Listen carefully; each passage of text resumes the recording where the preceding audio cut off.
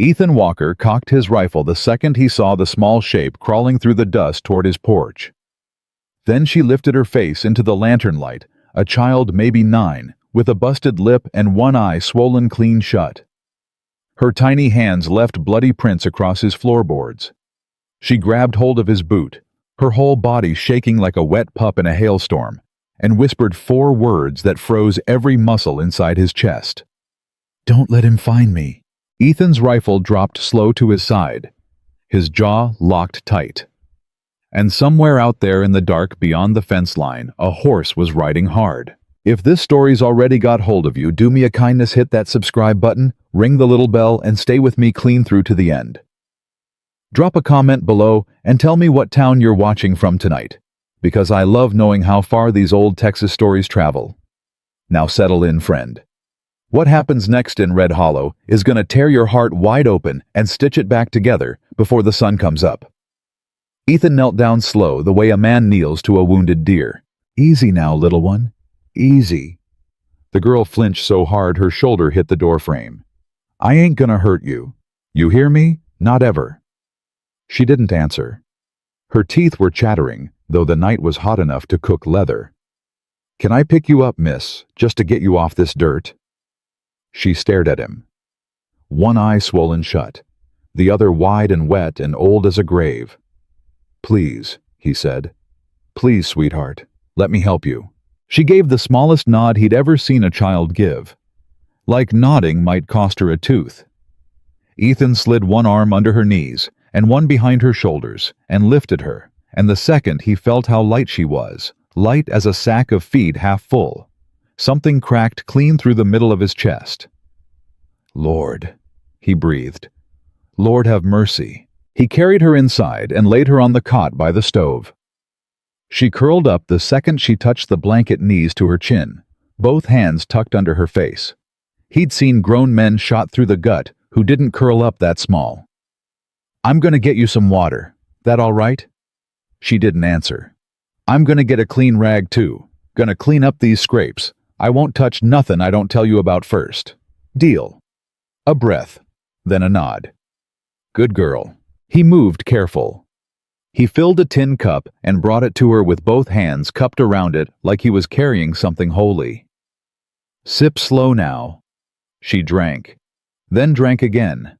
Then her mouth pulled down and her shoulders started shaking, and she set the cup down and pressed both palms against her face like she was trying to hold her own head together. "Hey. Hey, easy. You're safe here, miss. You're safe." "He's coming," she whispered through her fingers. "He's coming." "Who's coming, sweetheart?" She shook her head hard. All right, you don't gotta tell me. Not yet." Ethan dipped the rag in warm water and wrung it out and sat himself down on the floor beside the cot so he'd be lower than her. Lower than her on purpose, so she wouldn't have to look up at any man tonight. "I'm gonna start with your knee, miss. The bleeding one. That all right?" A nod. "You're a brave one. Anybody ever tell you that?" A shake of the head. "Well, you are." He worked the dirt out of the cut on her knee soft as he could, and her whole body went rigid every time he touched her. Not from the pain. He could tell the difference. It wasn't pain making her stiff. It was the touch itself. The fact of a hand near her skin. "Somebody hurt you, miss." She wouldn't look at him. "I don't need a name tonight. I just need to know if I ought to be watching the windows." Her good eye flicked to the front door. All right then. We'll watch the windows." He kept working, cleaned the knee, moved to her elbow, then to the cut along her jaw. And as he wiped that one, his thumb ghosted across something on the back of her neck, and she let out a sound like a kicked kitten, and he pulled his hand back like he'd been burnt. Sorry, miss. I'm sorry. Can I see?" She didn't move. "Just look. I ain't gonna touch." She turned her head a quarter inch. What Ethan saw on the back of that child's neck was an old burn the size of a silver dollar. Round. Deliberate. The kind a man makes with the end of a poker pulled out of a fire on purpose. His hand started to shake. He set the rag down before she could see it. "Who did that to you, sweetheart?" She closed her eyes. "Sweetheart. Who put that mark on you? He said if I told he'd do the other side. Ethan stood up so fast the chair behind him fell over. He walked 3 steps to the wall and put his forehead against it and breathed through his teeth like a horse run too long. He breathed and breathed and breathed, and when he turned back around, his face was steady again. Not calm, steady. The way a stone is steady. He ain't gonna touch you again, Ethan said. I'm telling you that as a promise. You understand what a promise is, miss? She nodded. My promises don't break, not ever.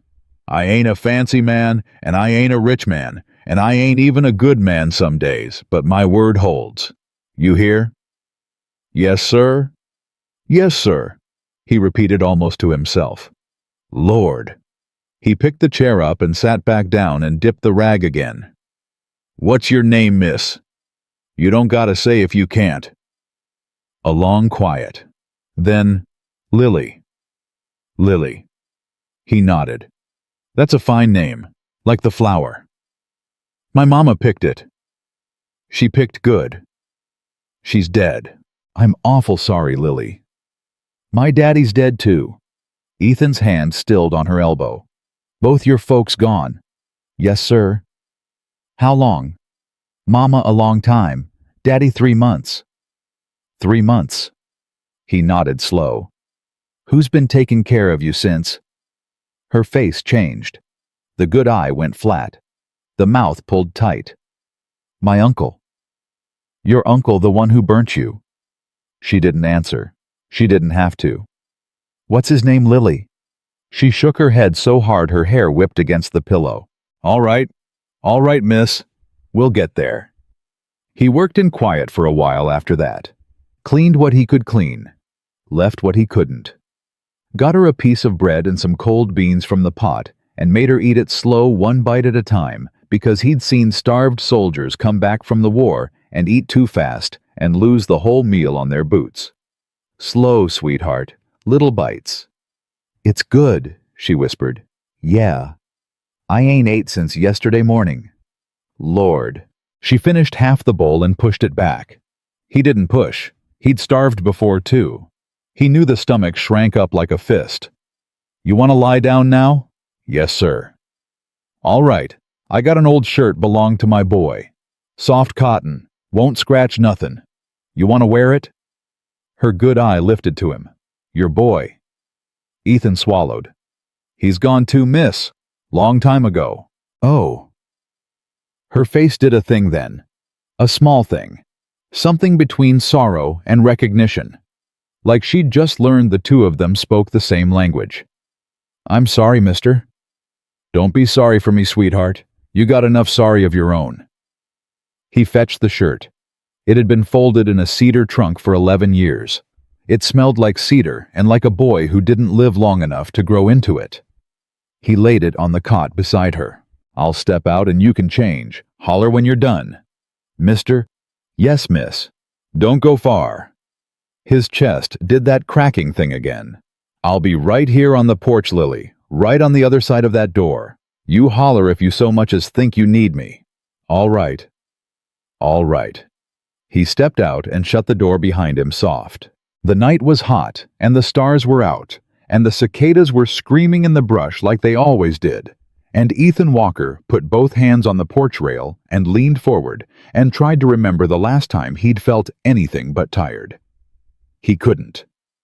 11 years was a long time to feel nothing, and now this child was in his house with a brand burnt into her neck, and her daddy in the ground and somebody out there in the dark looking for her, and Ethan Walker, who had nothing in this world worth fighting for, suddenly had something. It was a strange feeling, like waking up. The hoofbeats came about 10 minutes later. Ethan straightened up. He didn't reach for the rifle yet. He just stood there at the rail, with his thumbs hooked in his belt, and watched the rider come up the road slow, the lantern on the saddle swinging in time with the horse's gait. The rider stopped at the gate. Didn't dismount. Evenin'? Evenin'? Ethan said back. You Mr. Walker? I am. Name's Boyd. I work for Mr. Harper. Ethan's thumb tapped once against his belt buckle. Just once. Which Mr. Harper would that be? Mr. Raymond Harper. Ah, you know him? I know the name. Most folks do. Boyd smiled a smile that didn't reach any part of his face. Mr. Harper's got a problem tonight, Mr. Walker. His niece run off. Little thing 9 years old. Chestnut hair. She ain't right in the head, you understand. Got fits. Wanders. We're worried she's hurt herself. You seen her? Seen who, hey? The girl. Mr. Boyd, I've been on this porch since the sun went down. I ain't seen a soul. Boyd's eyes moved past Ethan's shoulder to the front door. The lantern light glowed yellow through the curtain. You live alone, Mr. Walker. I do. That's a lot of light burnin' for a man alone. I read at night. You read? Books, Mr. Boyd. You ever come across 'em? Boyd's smile got thinner. Mr. Harper would be real grateful to anyone who helped him find that girl. There's a reward. $50. $50. That's a lot of money for a ranch hand. I ain't a ranch hand, Mr. Boyd. I work my own land. Same thing? It ain't the same thing. The two men looked at each other across 40 feet of dust. The horse blew through its nose. If she shows up here, Boyd said, you ride her over to the Harper place. You don't talk to nobody else. You don't go to the sheriff. You don't go to nobody. You bring her to Mr. Harper. Understood. I understand the words you said, yes. Mr. Walker. Boyd's voice dropped a half step. Mr. Harper don't like to be made to wait. Mr. Harper ain't waiting on me for nothing, Mr. Boyd. Now you've delivered your message. You best be on your way before the road gets dark. Boyd looked at him a long time.